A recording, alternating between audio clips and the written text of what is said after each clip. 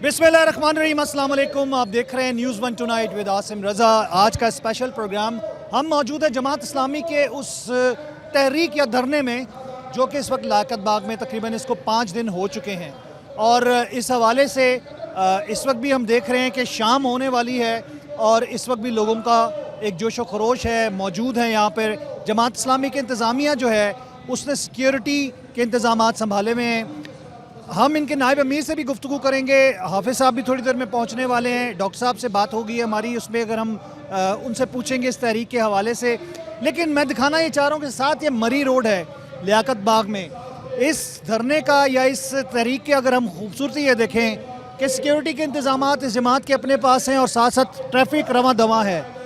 कोई एक जिसे कह सकते हैं कि गाड़ी रुकी हुई नहीं है या ट्रैफिक में कोई डिस्टर्बेंस नहीं आ रही।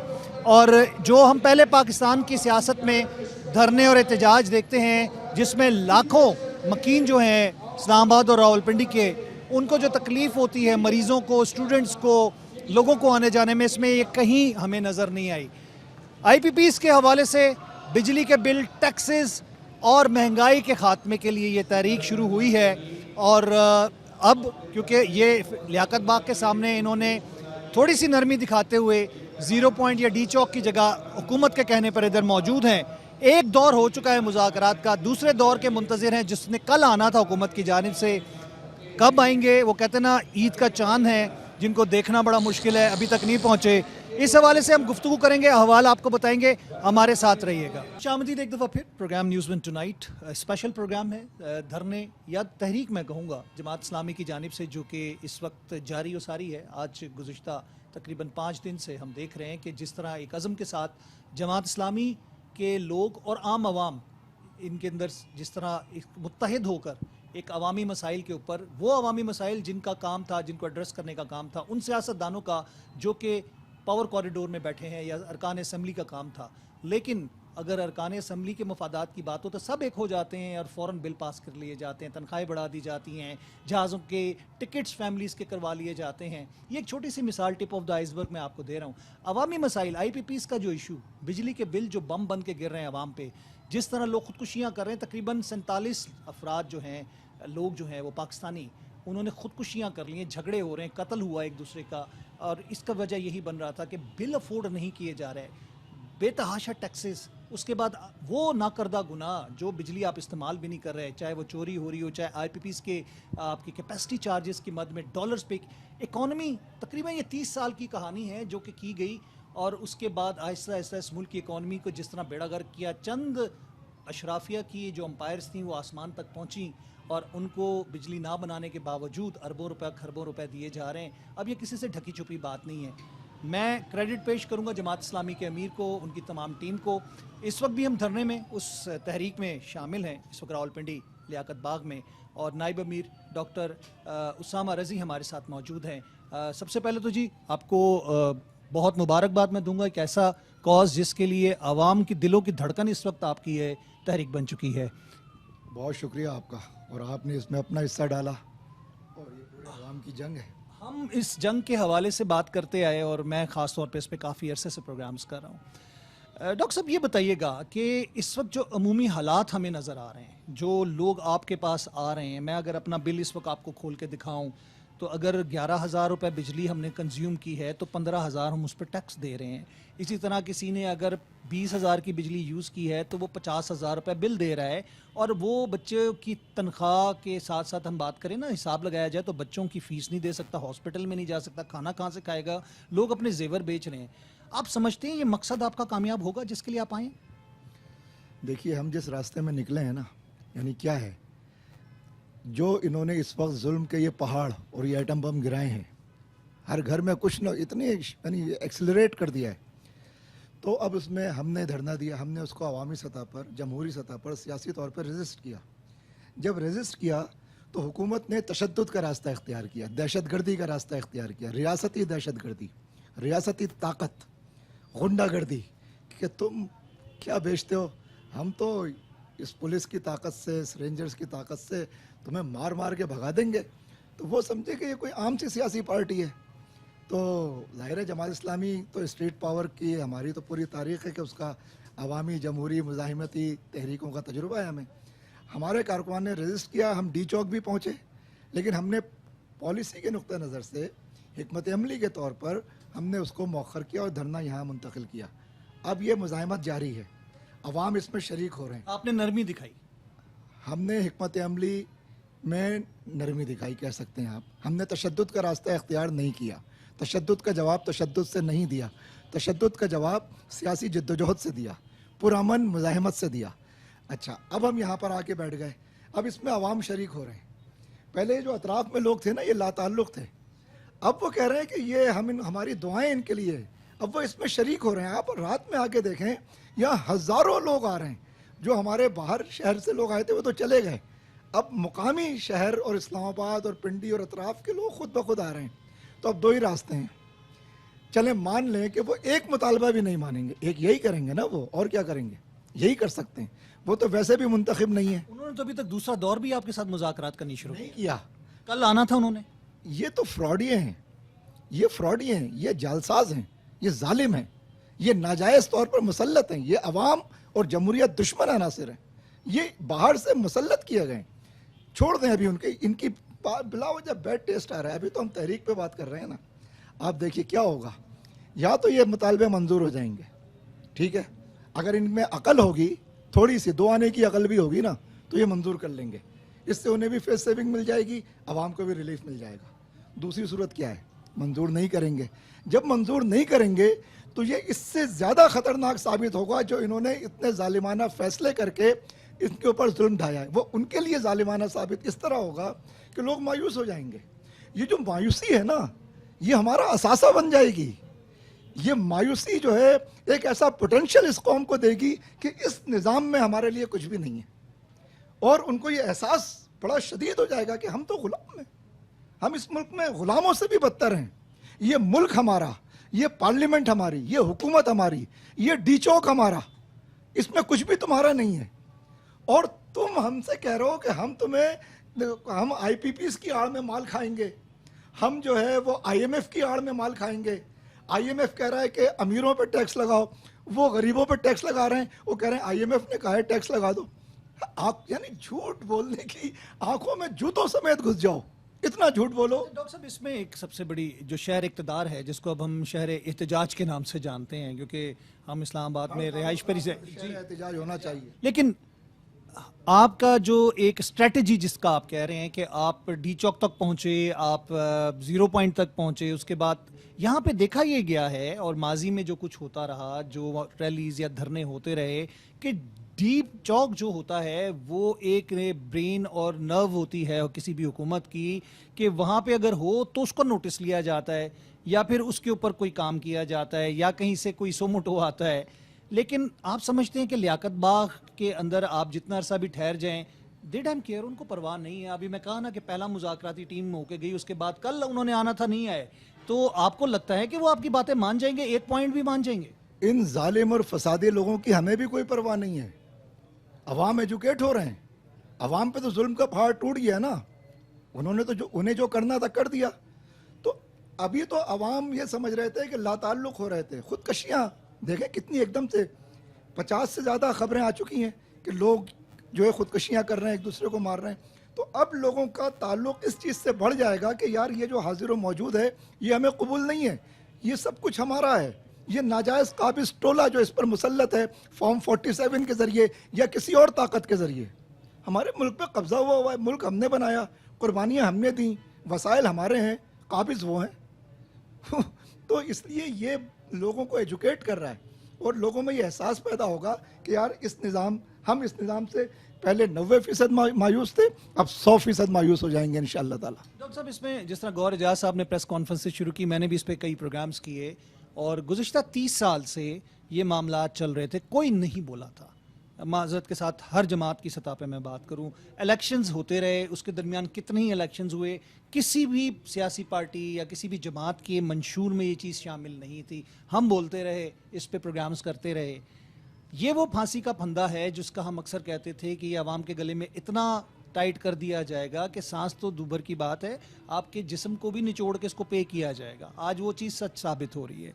آپ سمجھتے ہیں کہ اس وقت جب یہ ایگریمنٹس، کیونکہ خرم دستگیر صاحب جو کہ بڑے سینئر رہنما جو وزیر ہے خود بجلی کے، انہوں نے میری پروگرام میں یہ کہا تھا کہ زیادہ تر جو آئی پی پیز کے ایگریمنٹس ہیں وہ اس سال منسوخ ہو رہے ہیں، ان کے ٹینیور ختم ہو رہا ہے، اور اس وقت بھی کوئی نہیں بولا، اور سنا یہ جا رہا ہے کہ چپ کر کے ان کو رینیو کر دیا گیا، جس میں چاہے چنوٹ پاور کی بات کریں، رمضان پاور کی بات کریں، اور دیگر جتنے بھی ہیں ہپکو کی بات کر لیں۔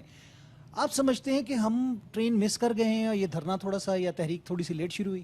کوئی ہر چیز جو ہوتی ہے وہ بر وقت ہوتی ہے. پہلے میرا سوال یہ کہ پہلے ہم نے کیوں نہیں کیا، نہ کسی سیاسی ایجنڈے میں، نہ کسی مینیفیسٹو میں ہم نے ڈالا، الیکشنز میں بھی کہیں کسی کا مینیفیسٹو میں یہ چیز شامل نہیں تھی، اب کیوں؟ ایک یہ سوال، دوسرا ابھی بھی ہم نے دیر کیوں کی؟ ایکسیپٹ جماعت اسلامی، سوائے جماعت اسلامی کے. آپ کراچی میں ہم نے جو بلدیاتی الیکشن جیتا ہے، آپ کو معلوم ہے 100% مین اسٹریم سیٹیں جیتی ہیں. 101% جو مین اسٹریم کراچی ہے، وہ اسی بجلی کے مسئلے پہ تو ہم نے کیمپین چلائی تھی. وہ تو کے الیکٹرک کا اپنا مسئلہ ہے وہاں کا، میں آئی پی پیز کی بات کروں گا. کہ الیکٹرک، ہم آئی پی پیز کو اس کے ساتھ اس پہ بات کرتے تھے. آپ دیکھیں وہ نشر نہ کرے کوئی، چونکہ دیکھیے جیسے ہی ہم ان پہ بات، حکومت ان کی، چینلز ان کے، تو جیسے ہی ان کے مسئلے پہ ہم ابھی دیکھیں، میں آپ سے یہ کہوں نا کہ جتنے میڈیا پرسنز ہیں، سارے تو چینل نہیں ہیں ان کے، سارے تو نہیں ہیں سر بڑی حد تک یہ سارے ایک جگہ سے آپریٹ ہوتے ہیں. یہ جو پاور اسٹرکچر ہے، کہاں سے ہے کہاں سے؟ میں وہ پوچھوں گا نا، حکومت کے کنٹرول میں تو سارے نہیں ہیں. پاور اسٹرکچر ایک ہی ہے. اس میں بتا دیتا ہوں آپ کو، سب سے بڑی جو نمائندگی پہ قبضہ ہے وہ فیوڈل لارڈس کا ہے. جو اختیارات پہ قبضہ ہے وہ سول اور ملٹری بیوروکریسی کا ہے. اس پاور اسٹرکچر کا پورے ملک کے اوپر قبضہ ہے. 25 کروڑ عوام پہ قبضہ ہے. یہ 1% سے بھی کم ہے. آپ کو معلوم ہے دبئی لیگز میں کس کس کے نام ہے؟ یہ پیسے کہاں سے آئے؟ آپ کے اور میرے پیسے ہیں. ہمارے بچے بھوکے ہیں اور یہ دبئی میں جائیدادیں ہمارے پیسوں سے بنا رہے ہیں. یعنی کیا ظلم کی انتہا ہے، کیا مذاق ہے. تو یہ پہلے پتہ نہیں چلتا تھا.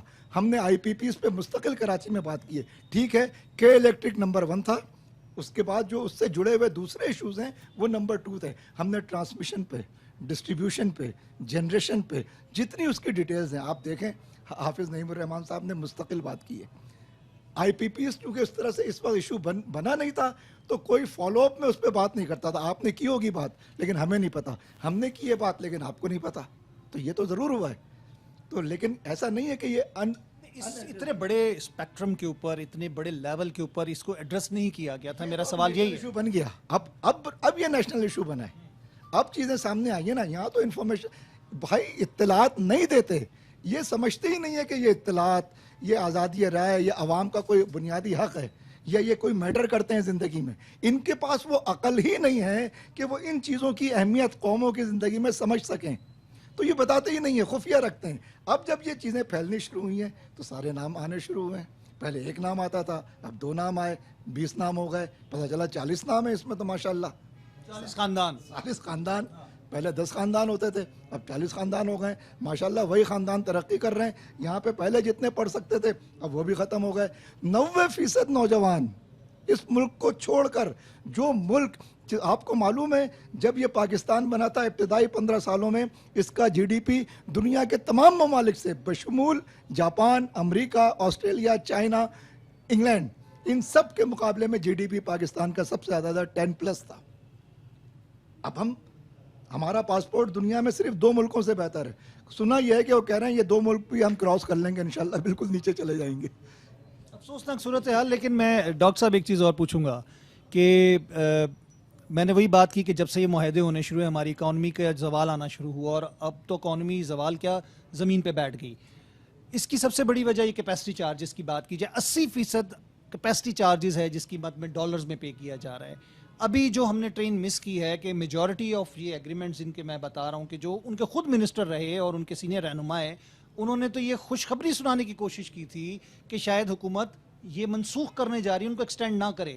لیکن اب یہ پتہ چل رہا ہے، کل امیر صاحب بھی یہی بات کر رہے تھے کہ شاید ان کو بھی ایکسٹینڈ کر دیا گیا دبے دبے الفاظ میں، کیونکہ کھل کے تو کوئی بات نہیں کر رہا. آپ سمجھتے ہیں کہ ہم اس کو ریوائیو کروانے کے لیے آپ تحریک تو ضرور چلا رہے ہیں، لیکن وہ پانی سروں سے جب پلوں سے گزر جاتا ہے تو اس کے بعد ہم ایک فائر فائٹنگ سچویشن میں چلے جاتے ہیں، ہم اس کا کوئی لائے عمل نہیں لے کر آتے، ہم اس کے اوپر کوئی مربوط کانسنسس ڈیولپ نہیں کرتے. پولیٹیکل کی میں بات کروں گا، باقی سیاسی جماعتیں اس میں کہیں نظر نہیں آ رہی مجھے. نہیں، پولیٹیکل لائے عمل سیاسی جماعتوں سے ہی بنتا ہے. جیسے ابھی عمران خان نے حمایت کی بات کی، ہم ان کا شکریہ ادا کرتے ہیں. انہوں نے ایک قدم اور آگے بڑھ کر کہا کہ ہمارے ورکرز جو اس کے اندر جہاں اپنا، اس لیے کہ عوام ہے، یہ تو 100% عوام کا مسئلہ ہے، ایک پارٹی کا مسئلہ تو نہیں ہے. جماعت اسلامی آگے تو اس میں آپ دیکھیں کہ ہم صرف ایک پلیٹ فارم فراہم کر رہے ہیں. ہمیں نہ کوئی سیٹ چاہیے، نہ اس کے ذریعے کوئی مفاد چاہیے. ہم چاہتے ہیں کہ اس مسئلے کو ایڈریس کر لو بس. تو جتنی پارٹیاں ہیں، اچھا یہ جو ذمہ دار پارٹیاں ہیں، خاص طور پہ جو دو فیملی انٹرپرائزز ہیں، زرداری اینڈ شریف، ان پارٹیوں کے تمام ورکر سے ہماری درخواست ہے کہ آپ اپنے، یہ آپ کی اصل پارٹی ہے، یا یہ آپ کے بنیادی ایشوز ہیں، یہ ہمارے کامن ایشوز ہیں، یہ ہم سب کا مشترکہ درد ہے، یہ ہم سب کا مشترکہ گراؤنڈ ہے. ہم ایک پیج پر ہیں، 25 کروڑ لوگ اس ایشو پر ایک پیج پر ہیں. تو اس کے لیے اگر کوئی آواز سڑک پر موجود ہے، اگر کوئی بولنے والا سڑک پر موجود ہے، پارٹی پالیٹکس کو چھوڑ دیجئے، اس سے آگے بڑھ کر اس میں سب اپنا حصہ ڈالیں. انشاءاللہ گھی سیدھی انگلی سے ہی نکلے گا، ٹیڑھی کرنے کی ضرورت ہی نہیں پڑے گی. ڈاکٹر صاحب، پاکستان کی تاریخ ہے، اگر ہم بات کرتے ہیں سیاسی تناظر میں کچھ اسپیکٹس کی طرف آؤں گا، کچھ ٹیکنیکل اس پہ آپ سے بھی بات کروں گا، کیونکہ بجلی کی پیداوار اور پیداواری صلاحیت کی بھی بات کی جائے. 24,000 میگا واٹ سے ہم آ کے 14,000 میگا واٹ پہ کیسے گزرے، ہم کچھ خاموش رہے. اس کے بعد ہماری جو کیپیسٹی ہے سسٹینیبل، وہ 15,000 میگا واٹ سے زائد کی نہیں ہے. اس وقت بھی ہم چپ رہے کہ اتنے آئی پی پیز لگوانے کی ہمیں ضرورت. پھر جس طرح انڈسٹریز لگائی جاتی رہیں، جس طرح یہ بجلی کا بندر باٹ ہوتا رہا، وسائل کی تقسیم ہوتی رہی، یہ ایک بہت بڑا سبجیکٹ تھا جس کو اگر ہم خاموشی سے سہتے رہے تو آج یہ عذاب ایک فرینکسٹائن ہمارے سروں پر آ گیا. لیکن ساتھ ساتھ ایک چیز یہ آتی ہے کہ ہم بے حسی کا شکار قوم ہیں، معذرت کے ساتھ من حاصل قوم. ہم جب تک ہمیں کوئی لیڈ نہیں کرتا، کوئی رہنما نہیں ملتا، یا ہمیں جھنجھوڑا نہیں جاتا، ہم باہر نہیں نکلتے. آپ لوگ اس وقت لیڈنگ پوزیشن میں ہیں. آپ سمجھتے ہیں کہ جو آپ کا ایک مقصد ہے یا نصب العین جس کو آپ لے کر اس وقت ایک نیک مقصد کے لیے آپ آئیں، نو ڈاؤٹ اس میں کوئی دوسری رائے نہیں ہے، عوام اس وقت ہم بشمول ہر پاکستانی آپ کے ساتھ ہے.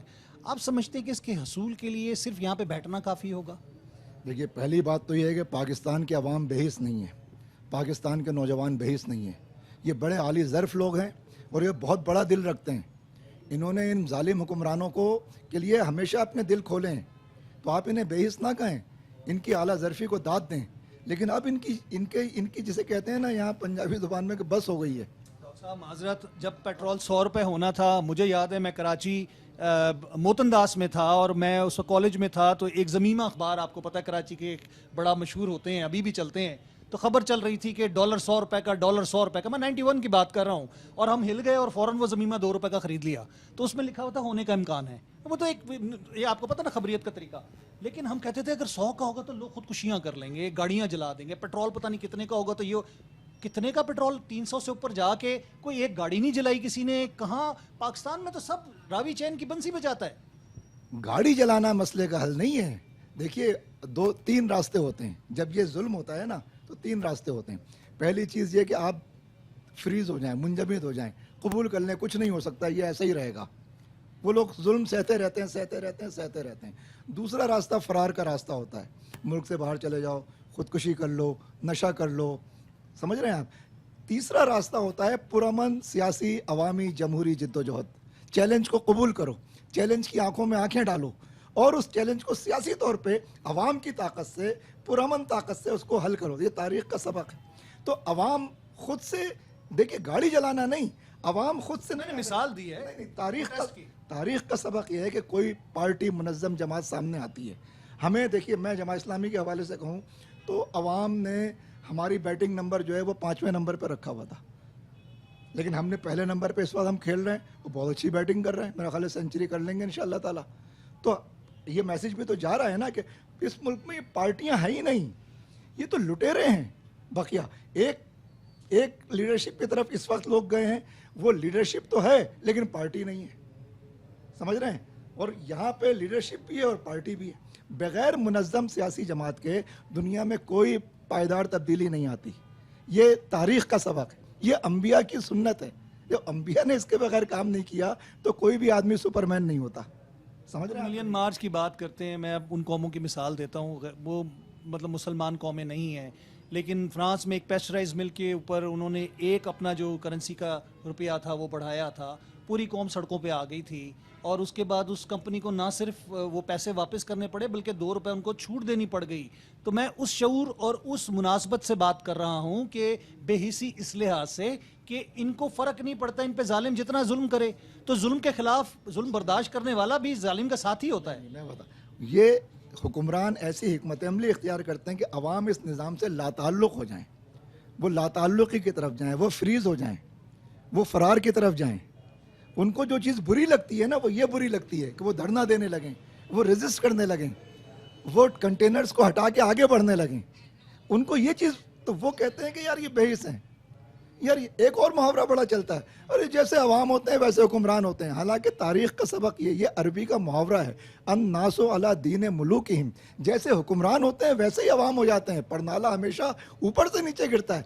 इन जालिमों ने तारीख़ का सबक ही उलटने की कोशिश की है कि जैसे अवाम होते हैं वैसे, अरे भाई ऐसा नहीं होता। हुक्मरान होते हैं या जैसी अवाम, ठीक है, बात किसी हद तक मेरी बात पे भी आ गई, वो तो इसको भी आप एक, अब मैं उस पर, आप क्या कह रहे हैं, आप ये कह रहे हैं ना, अवाम के पास जो ऑप्शंस रहे हैं, अवाम ने उनको मौका दिया। कराची में एमकेएम को मौका दिया, पीपल्स पार्टी को, यानी रोटी कपड़ा मकान ना, पता चला वो देने के लिए नहीं छीनने के लिए आए थे, अब पता चला। इसी तरह से नून लीग की सारी ड्रामे, तो ये एक्सपोज हो गए हैं। अब सूरत हाल बिल्कुल एच के ऊपर आ गई है, और ये निज़ाम रहेगा या अवाम रहेंगे। चीज़ें से जो पहले मुज़ाकराती टीम आई जिसमें आपने देखा कि तारड़ साहब भी थे, तारिक फजल चौधरी भी थे, हंसी आती है। अब मुझे ये बताइए कि दूसरा जो अभी फेज़ है जिसके बारे में शुनीद है कि वो शायद आपसे करें, मुझे लग नहीं रहा कि शायद उनकी कोई मुज़ाकराती टीम दोबारा इस तरफ कोई बात सुनने आएगी। भाई ये जिस किस्म के लोग हैं, मैं अभी कुछ कह नहीं रहा इनके बारे में। ये जिस तरह के लोग हैं सब जानते हैं इनको, इनका किरदार वाज़ेह है। लेकिन ये एक आखिरी मौका है मेरा ख्याल है इनके लिए, थोड़ी सी अगर संजीदगी है तो दिखा दें, अगर है तो। और वो नहीं दिखा सके ना ये, तो फिर आप समझ लें कि एक चीज़ और मैं बता दूं, आखिरी मौका हुक्मरानी का आप कह रहे हैं? हर चीज़ का मैं आपको एक बात बता दूं कि इक्वेशंस जो है ना बड़ी तेज़ी के साथ चेंज हो रही हैं। वो जो पूरा लंदन प्लान था ना, इस वक्त जो इक्वेशंस आगे पीछे हो रही हैं वो बढ़ गया। आज की ज़ुबान में वो लग रहा है लंदन प्लान तो लग रहा है बढ़ गया। तो अगर लंदन प्लान बढ़ गया तो ये जो पूरा स्टेटस को की सियासत है ये समझेंगे ये भी बढ़ने जा रही है। तो ये उनके लिए मैं समझता हूँ कि थोड़ी बहुत भी अगर उनमें सियासी अकल और संजीदगी है तो वो इसको एड्रेस कर देंगे। मैंने पावर कॉरिडोर्स की बात करूंगा मैं आपकी इस बात को मैं यहीं पे रोकते हुए, आपने कहा कि ये खात्मा आपको नजर आ रहा है, आप ये कह रहे हैं कि पूरा सिस्टम कोलैप्स कर रहा है, इनकी बालादस्ती या जो भी आपने जिनके कहने पे आए या जो भी आपने कहा लंदन प्लान की बात कर रहे हैं, आप समझते हैं कि हुकूमत को इस चीज़ के बारे में इदराक नहीं होगा कि हुकूमत वक्त की मैं बात करूंगा, ये दो बड़ी जमातें इकट्ठी हैं, आप समझते हैं कि वो इस चीज़ को सोच नहीं रहे होंगे? क्योंकि कब तक आपको नज़र आ रहा है कि ये लपेटा जाएगा सिस्टम? ये तो सोच रहे हैं, इसीलिए तो ये 2 हाथों से नहीं 2000 हाथों से लूट रहे हैं एकदम से कि वो रिन्यू करो, पैसे लो, बाहर भेजो। यही तो कर रहे हैं ये इस वक्त, इनको नज़र आ रहा है ना। तो ये आप क्या समझते हैं कोई सेहतमंद सियासत करेंगे? भाई ये लूट खसूट बढ़ा रहे हैं ना, जब लूट खसूट बढ़ा रहे हैं तो इसका मतलब इन्हें भी नज़र आ रहा है। लेकिन मैं कह रहा हूँ कि बका अगर ये थोड़ी बहुत भी अकल है, सियासी अकल है और इनको कोई संजीदगी है तो ये बहुत अच्छी डील, जमात इस्लामी एक ऐसी पार्टी है जिसके साथ आप बहुत अच्छी डील कर सकते हैं। इसलिए कि हम सीरियस बात कर रहे हैं ना, हम पर्सनली कुछ नहीं। डॉक्टर साहब एक तासुर बड़ा अजीब, पाकिस्तान में सियासी डीलें जो हैं उनका तो मतलब डील और डील का आप उसको डील आप मुझे वाज़े करें, डील किस बात की बात करें? डील से मुराद है वो वाली डील नहीं। डील से मुराद ये है कि सियासी तौर पे अवाम के जो हुकूक हैं वो अवाम को दे दें। तो ये अवाम की जंग है ना, पार्टी की जंग तो नहीं है। हम अगर आपसे कोई एक पैसा मांगे, एक पेनी भी मांगे ना तो हमारे ऊपर हराम है। आप पब्लिक को कहें, सबको बताएं कि ये ज़ाती मुफाद के लिए मांग रहे हैं। हम तो कह रहे हैं अवाम को दे दो, तुम्हारी बका इसमें, तुम्हारा मुफाद इसमें। डॉक्टर साहब आप कब तक देख रहे हैं, आपको मैं दोबारा ही सवाल दोहराऊंगा, कब तक देख रहे हैं? आपने कहा ये बिसात पलटने वाली है। नहीं वो دیکھیں سیاسی پیشن گوئی والا ایشو نہیں ہے. ایک جو سیاسی ایکویشنز آگے پیچھے ہو رہی ہیں, جو نئی ڈیولپمنٹس ہو رہی ہیں, میں تو اس جو ایک اندازن چلے آپ ایک اندازے سے بات کریں. نہیں اس پہ بات سیاسی عمل میں آپ یہ نہیں کہہ سکتے کہ ایک ہفتے بعد یہ ہو جائے گا یا ایک مہینے. شیخ رشید والی بات تو آپ سے نہیں کروں گا, آپ وہ سوال کرو, لیکن پھر بھی اندازن آپ کو لگ رہا ہے کہ عوام میں شعور آ گیا اور ان کو اب میدان چھوڑنا پڑے گا. جو حکمراں طبقے کے تضادات ہیں نا وہ بہت بڑھ گئے ہیں, بہت ایکسپوز ہو گئے ہیں, اور عوام کے سامنے وہ بے نقاب ہو گئے ہیں, برہنہ ہو گئے ہیں. جیسے بچہ ماں کے پیٹ سے ننگا پیدا ہوتا ہے نا, یہ اس طرح ننگے ہو گئے ہیں. اچھا, میں اب جس پوائنٹ پہ آنا چاہ رہا ہوں, ہم کیلکولیشن میں اگر جاتے ہیں 30 سال میں جس طرح ہم نے اکانومی کو کلیپس ہوتے ہوئے دیکھا, اس وقت معیشت کی جو حالت ہم دیکھ رہے ہیں, سیاسی عدم استحکام یا پھر یہ دھرنے یا پھر یہ ریلیاں, اس سے ہم نے دیکھا ہے کہ لوگوں کی ایک رائے ہے, میں ایک رائے یہ بھی بنائی جا رہی ہے کہ یہ دھرنا سیاست کو ختم ہونا چاہیے, احتجاج جو ہیں اس کو ختم ہونا چاہیے, کہیں نہ کہیں سے کوئی نہ کوئی آوازیں آتی ہیں. آپ سمجھتے ہیں کہ اس کے بغیر کوئی حل ہے پاکستان میں؟ بھائی کیوں ختم ہونا چاہیے, یہ تو صحت مند سیاست ہے. وائٹ ہاؤس کے باہر دھرنے ہو سکتے ہیں, امریکی برطانوی وزیر اعظم کے گھر کے باہر مظاہرے ہو سکتے ہیں, تو یہ کیا مقدس گائے ہے, یہ برہمن ہے, وہ بھائی کیا ہیں یہ, اور کیوں ہیں؟ یعنی یہی تو سوسائٹی کی طاقت ہے کہ لوگ کوئی درد محسوس کریں, کوئی پھانس چبھے تو وہ چیخیں کہ پھانس چبھی ہے, تو یہ تو زندگی کی علامت ہے. ہاں اس میں تشدد نہیں ہو, تشدد تو وہ پیدا کر رہے ہیں. ہم نے وہ حکمت عملی اختیار کی کہ وہ کہتے کہ ڈی چوک, ہم کہتے ہم پہنچیں گے, وہ سدھیر ہیں, ہم سلطان رائی ہیں, اور دے مار 4:30 والی کہانیوں, تو ہم نے تو اس کو اوائڈ کیا. ہم تو سیاسی جد و جہد پہ یقین رکھتے ہیں, تو ہم بظاہر 2 اسٹیپ بیکورڈ ہوئے, لیکن اصلاً ہم 1 اسٹیپ فارورڈ ہو گئے. 1 اسٹیپ نہیں 2 اسٹیپ فارورڈ اب محسوس ہو رہا ہے. نیکسٹ لاہ عمل کیا ہے آپ اگر سمجھتے ہیں؟ کیونکہ جس طرح مذاکراتی ٹیم کا ایک مذاکرات کی ٹیم کا اگر ہم بات کریں تو یہ مذاق ہی بنا دیا انہوں نے, جس طرح ٹائم دے کے وہ غائب ہوئے. نیکسٹ لاہ عمل آپ کا کیا ہے؟ میں ابھی بھی اس کو مذاق نہیں کہہ رہا, ابھی بھی مذاق نہیں کہہ رہا میں اس کو, اگر ان میں تھوڑی سی بھی عقل ہے.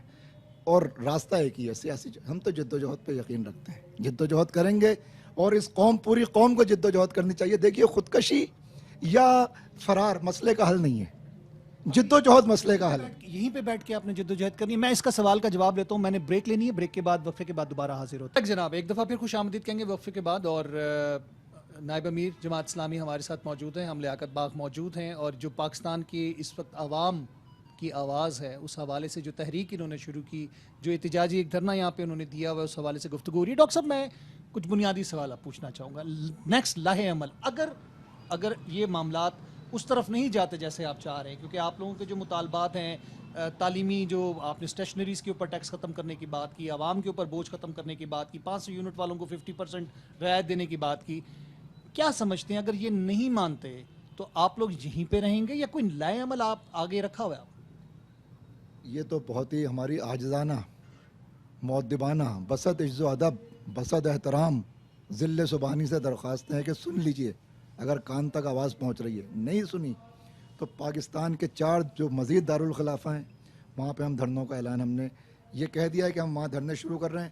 ابھی ابتدائی طور پہ کل سے پرسوں سے کراچی میں دھرنا شروع ہو رہا ہے. کراچی میں ہوگا, لاہور میں ہوگا, ملتان میں ہوگا, 3 شہر, اسلام آباد میں, پشاور میں, اور یا تو مالاکنڈ یا ہزارہ میں. تو یہ جتنے, بلوچستان آپ بھول گئے, کوئٹہ میں وہ بھی دارالخلافہ ہے. تو یہ جو بڑے, گوادر میں بھی, یہ جو بڑے مراکز ہیں, عوامی مراکز ہیں, ان سب جگہوں پہ ہم یہ دھرنے کا آغاز کریں گے. میں آپ کو ایک بات بتاتا ہوں, دیکھیے کیا عمل حرکت میں کتنی برکت ہوتی ہے. ابھی جو ہم نے دھرنا کیا اس میں ہم نے پورے ملک سے اپنی اسٹرینتھ بلائی. اب ہم نے اپنے پورے ملک کی اسٹرینتھ اپنی اپنی جگہوں پہ بھیج دی ہے, چونکہ یہیں سے اتنا پوٹینشیل یہاں جنریٹ ہو گیا ہے کہ اب مقامی قوت کے ذریعے ہمارا دھرنا پورے ملک کی طاقت کے سے بھی بڑا کل دھرنا ہوا ہے. آپ کو معلوم ہے عوام کا, خواتین کا جو جلسہ ہوا ہے اس خطے کی تاریخ کا سب سے بڑا سیاسی جلسہ خواتین کا ہوا ہے. کوئی پارٹی اتنا بڑا سیاسی جلسہ خواتین کا کر ہی نہیں سکتی.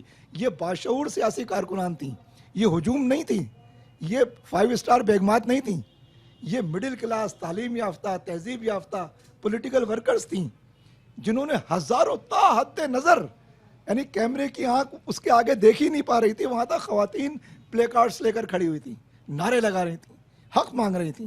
یہ جو حق مانگنے کا اور اس نظام اس پاکستان کے ساتھ اٹیچمنٹ کا یہ جو جذبہ پیدا ہوا ہے نا، یہ بہت بڑی طاقت ہے. اس طاقت کے ذریعے ملک میں مثبت تبدیلی آ سکتی ہے اور اس کو ایک منظم تربیت یافتہ جماعت میں اثر ہے.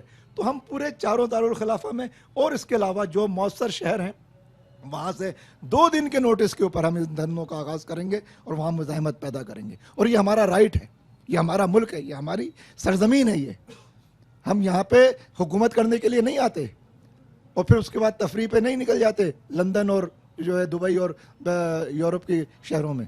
ہم یہیں رہتے ہیں. ہمارا جینا اور یہ ملک ہمارے آباء و اجداد نے بنایا ہے، یہ قربانیاں دے کر بنایا ہے. اس میں اس کے علاوہ کسی اور کا کوئی حصہ نہیں ہے. تو ہم یہ اور یہ آئین پاکستان ہمیں اس کا حق دیتا ہے، قانون اس کا حق دیتا ہے. اور جو اس کو روکے گا وہ آئین کو پامال کرے گا، قانون کو جو ہے وہ روندے گا اور وہ مجرم قرار پائے گا. تاریخ کی نظر میں، عوام کی نظر میں، قانون کی نظر میں ہم مزاحمت کریں گے اور مزاحمت کے دائرے کو بہت بڑھا دیں گے. اگر یہ جو تمام سیاسی پارٹیوں کی طاقت، آپ کو معلوم ہے کہ ابھی مصطفیٰ سنا یہ ہے کہ جو چھوٹے شریک کار تھے، شریک جرم تھے، انہوں نے بھی احتجاج کا اعلان کیا ہے. اے عشق مرحبا، وہ یہاں تک تو آیا. عوام پاکستان پارٹی بھی کل وہاں پہ کراچی میں جو کہ الیکٹرک کا آفس تھا اس کے باہر احتجاج کر رہی تھی. مفتاح اسماعیل صاحب تھے، وہ وہاں پہ بیٹھے ہوئے تھے. عوام پاکستان جو نئی ایک پارٹی بنی ہے، یار یہ پاکستان میں ایک بڑا مذاق ہوتا ہے. 4 آدمی جمع ہو گئے، ایک لیٹر پیڈ پہ لکھا، کہا پارٹی بنا لی. بھائی پارٹیاں ایسے نہیں بنتی. پارٹی کی ایک ڈیفینیشن ہے، اکیڈمیکلی بھی اور پولیٹیکلی بھی. پارٹی جو ہے وہ ایک منظم سیاسی نظریے کے ساتھ ایک سیاسی اجتماعیت کا نام ہے، سمع و اطاعت کا نام ہے، ایک آرڈر کا نام ہے.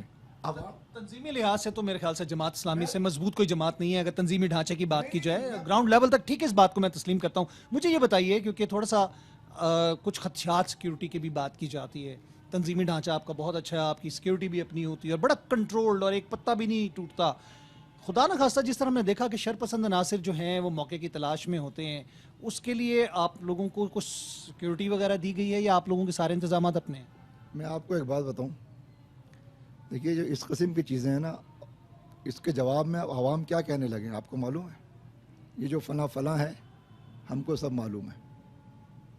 تو یہ چیز اچھی نہیں ہے اور ہم اس سے انشاءاللہ اللہ کے اوپر بھروسہ، اس سے بے نیاز ہے.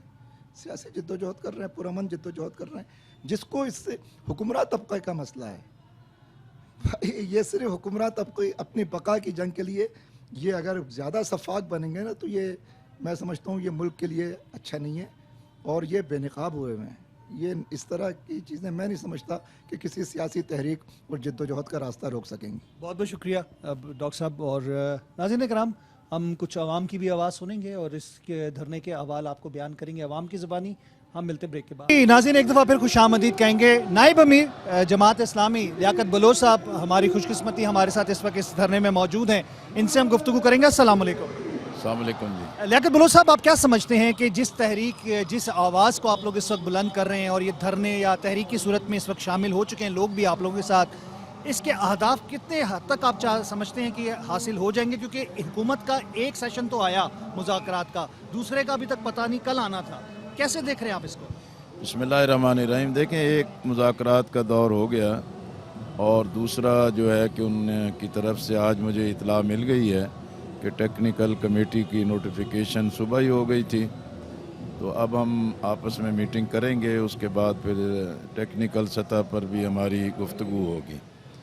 باقی جہاں تک ہمارے جو ایشوز ہیں، ہمارا قومی چارٹر ہے وہ تو ہے اسی مقصد کے لیے کہ عوام کو ریلیف ملنا چاہیے. کون سا آدمی ہے کہ جو یہ کہے کہ بھی بجلی کے بل بالکل ٹھیک ہیں اور یہ بوجھ قابل برداشت ہے؟ کوئی بھی اس کے لیے تیار نہیں ہے. پیٹرول کی قیمتیں ہیں، اسی طرح تنخواہ دار طبقے پر جو ٹیکسوں کا اضافی بوجھ ہے، آئی پی پیز کی جو ہولناکی ہے وہ ملک کے لیے ایک بہت ہی خوفناک شکل اختیار کر گئی. پھر ایک طرف قوم مر رہی ہے لیکن انتظامی اخراجات بڑھتے چلے جا رہے ہیں اور صنعت، تجارت اور زراعت کے لیے جو ایک اضافی ہیں. ہم سمجھتے ہیں کہ ہمارے جو مطالبات ہیں، ہم تو چاہتے ہیں کہ اکنامک سرکل چلنا چاہیے، روزگار پیدا ہونا چاہیے. اکنامک سرکل چلے گا تو بھیک مانگنے سے بھی ہم بچیں گے اور اندرونی جو وسائل ہیں اس کی بنیاد پر ہمارے خزانے میں بھی آمدن میں اضافہ ہوگا۔ اب یہ عوام کے جو جذبات ہیں، یہ حکومت اس کی مخالفت کرنے کے بجائے اس کو اپنی طاقت بنائے اور ملک کو ایک اصلاح کی طرف لے کے جائے۔ اب کب تک جو ہے کہ ہم ان چیزوں کا انتظار کرتے رہیں گے، ملک کو تباہ کرتے رہیں گے، عوام کو بدحال کرتے رہیں گے؟ تو اب یہ ایک موڑ تو بالآخر آنا تھا، یا تو اس عوامی جذبات کو کوئی سمت دی جائے، یا لوگوں کو خودکشیوں کے لیے آزاد کر دیں، لوگوں کو ڈکیتیوں کے لیے آزاد کر دیں، لوگوں کو جسم فروشی کے لیے آزاد کر دیں، اور معاشرے میں جتنی بھی خرابیاں بڑھتی رہیں بس آنکھیں بند کر کے ان کو دیکھتے رہیں۔ ہم سمجھتے ہیں کہ سیاسی مسائل بھی بہت اہم ہیں، آئین کا تحفظ بھی بہت اہم ہے، حقیقی مینڈیٹ کے مطابق حکومتوں کی تشکیل بھی بہت اہم ہے، لیکن اگر معاشی مسائل حل نہیں ہوں گے تو کوئی چیز بھی اپنی جگہ درست نہیں ہو سکے گی۔ ڈاکٹر صاحب یہ بتائیے گا کہ کس حد تک امکانات آپ کو نظر آ رہے ہیں کہ یہ حکومت آپ لوگوں کے مذاکرات کے اندر آپ کے مطالبات کو تسلیم کر لے گی؟ دیکھیں یہ تو اب حکومت پہ ڈیپینڈ کرتا ہے نا جی، کہ وہ اس کو کتنا سنجیدگی سے لیتے ہیں اور عوام کے اس جذبات کو کتنی گہرائی سے محسوس کرتے ہیں۔ اگر وہ اس کو کھیل تماشا سمجھیں گے، وہ یہ سمجھیں کہ بس ایک عوامی طاقت سے ہی ان چیزوں کو روکا جا سکتا ہے، ریاستی طاقت سے روکا جا سکتا ہے، یہ ممکن نہیں ہے۔ دھرنا یہاں بھی ہو رہا ہے، جمعے کو کراچی سے بھی شروع ہو جائے گا، اگر یہ ٹس سے مس نہ ہوئے تو یہ پشاور میں بھی شروع ہو جائے گا، اگر وہاں سے بھی ان کو کوئی شعور نہ آیا تو یہ لاہور کی طرف بھی جائیں گے۔ یہ پورے ملک کے اور پوری قوم کی آواز ہے، اور یہ دھرنا، یہ احتجاج پورے ملک میں پھیلے گا، پھر ان حکمرانوں کو خیر منانی چاہیے۔ بہت بہت شکریہ لیاقت بلوچ صاحب۔ کچھ عوام کی آواز جو ہے وہ بھی سنیں۔ مسائل جو ہیں اس وقت، جو آئی پی پیز کا مسئلہ ہے، ٹیکسز کا ہے، اس وقت مقصد تو یہ دھرنا، یہ تحریک کا وہی ہے۔ جی بالکل، یہ بجلی کا مسئلہ ایک معصیت ہے جو بالکل سامنے کھل کے سامنے آ گیا ہے، لیکن میں سمجھتا ہوں کہ بجلی کا مسئلہ ایک بالکل جو ایک ایسا مسئلہ ہے کہ جو سامنے نکل کے آ گیا، ورنہ اس کے جو بنیادی محرکات ہیں اس کے، کہ یہ جو بیڈ گورننس ہے، حکمرانوں کی جو نااہلی ہے، ان کا جو قابلیت کیا اس کے اندر ملک کو اور پبلک کے سروس کے جو معاملات ان کو چلانے کے ہیں، میں سمجھتا ہوں کہ یہ بنیادی طور پہ مسائل ہیں کہ جو بجلی کے بلوں کی صورت میں ہمارے سامنے آئے ہیں۔ اور بجلی کے بل، کتنے دن سے آپ یہاں پہ؟ میں آج ہی اس دھرنے کے اندر شریک ہوا ہوں اور انشاءاللہ اس کے اندر موجود رہوں گا۔ وہ کہتے ہیں جی نوشتہ دیوار یا زبان خلق کو نکارہ خدا جانو۔ عوام جو یہاں پہ کیا کہہ رہی ہے اس کے بارے میں پوچھتے ہیں۔ السلام علیکم جی۔ وعلیکم السلام۔ آپ کا نام؟ جمیل احمد۔ کتنے دن سے آپ اس دھرنے میں ہیں؟ میں مسلسل 5ویں دن سے جہاں پہ ہوں۔ کہاں سے تشریف لائے آپ؟ بھکر سے، بیکورڈ ایریا ہے جنوبی پنجاب کا۔ کیا بجلی کی صورتحال ہے وہاں پہ؟ بجلی کی صورتحال بہت بری ہے، اور مطلب یہ ہے کہ وہاں پہ زراعت پیشہ جو لوگ ہیں نا، پہلے جو بجلی کا بل وہاں پہ اگر کسی کا ماہانہ 35,000 آتا تھا ٹیوب ویل کا، وہاں پہ اب وہ 80,000 اور 1,00,000 تک آ رہا ہے۔ اور وہاں بجلی ہے، بجلی آ جاتی ہے لیکن بل جو ہے وہ بہت زیادہ ہے، اور لوڈ شیڈنگ جو ہے وہ عام روٹین میں دن بھر بہت زیادہ ہوتی ہے، رات کو آ جاتی ہے، دن کو لوڈ شیڈنگ بھی ہوتی ہے۔ تو آپ کو کیا توقع ہے کہ یہ جس مقصد کے لیے سارا دھرنا اور تحریک چل رہی ہے یہ کامیاب ہو جائیں گے؟ اب تو الحمدللہ ہم نے حافظ نعیم الرحمان کی جو ہے وہ صاحب کی تقریر بھی سنی ہے، اس کے جذبوں کو دیکھا ہے، اور یہاں پہ لوگوں کو دیکھا ہے۔ اب تو وہ ہمارے جو ہے نا جذبات کا اظہار کر رہے ہیں، اب ہم اسے اپنے دل کے اندر اسے اب جگہ دے دی ہے۔ اب تو ہم یہاں اس لیے ہم اس امید کے ساتھ بیٹھے ہیں کہ ایک لیڈر ہے، واحد لیڈر ہے جس نے یہاں ملک میں کسی کی جو ہے بات کی ہے، غریب کی بات کی ہے۔ اور بجلی جہاں پہ اتنی مہنگی ہے، میں ایک چھوٹا سا کسان ہوں، اب جہاں پہ انہوں نے گندم مطلب کہا ہے کہ ہم اتنے میں لیں گے، گندم خریدی تک نہیں ہے، مطلب اتنے ہم بے حس ہو گئے، مجھے اب رونا آ رہا ہے۔ یقین مانیے کہ انہوں نے ہم سے گندم خریدی ہی نہیں ہے، ہم نے اتنی مہنگی کھاد ڈالی، اتنا پیٹرول انہوں نے مہنگا کر دیا ہے، اتنا ڈیزل مہنگا کر دیا ہے کہ افسوس ہے، بچے گھروں کو چیخ رہے ہیں، عوام چیخ رہی ہے، کچھ پورے نہیں ہو رہا ہے، اتنی مہنگائی ہو گئی ہے، دال مہنگی ہے، آٹا مہنگا ہے، گھی مہنگا ہے، کچھ سمجھ ہی نہیں آ رہی کیا کریں ہم۔ اللہ تعالیٰ آپ کا حامی و ناصر ہو جی۔ یہ صورتحال کچھ عوام کی ہم دیکھ رہے ہیں، اور عوام کے حوالے سے اگر بات کریں، ہمارے ساتھ اور بھی لوگ ہیں۔ آپ کا نام بھائی؟ ماجد، عبد الماجد، سیالکوٹ۔ سیالکوٹ سے۔ کتنا دن ہو گئے آپ آئے ہوئے؟ پہلے میں 3 دن رہا ہوں، پھر چلا گیا، اور آج پھر دوبارہ آیا ہوں۔ کیا امید ہے کہ اس دھرنے سے آپ وہ بجلی کے آئی پی پیز کے، بجلی کے بلوں کی جو ایک مہنگائی کا ہو شرابہ اضافہ ہے، ٹیکسز کا بوجھ ہے، وہ ختم ہو جائے گا؟ इंशाल्लाह जब तक हम आवाम अपने हक के लिए बाहर नहीं निकलेंगे तो इन हुक्मरानों का कोई प्रोग्राम नहीं है रिलीफ देने का। इसलिए अब हम आवाम का काम बनता है कि हम, पता नहीं है कि देर हो गई है निकलते निकलते? कोई शक नहीं, आप दुरुस्त फरमा रहे हैं देर हो गई, लेकिन क्या कहते हैं देर आए दुरुस्त आए। आवाम अपने घर की चीज़ें बेच के थक चुकी है, अब आवाम खुदकुशियों पर उतर आई है। अब भी नहीं निकलेंगे तो अपने घरों में मर जाएंगे, तो इससे अच्छा बेहतर हम बाहर निकलें और अपना हक छीनें।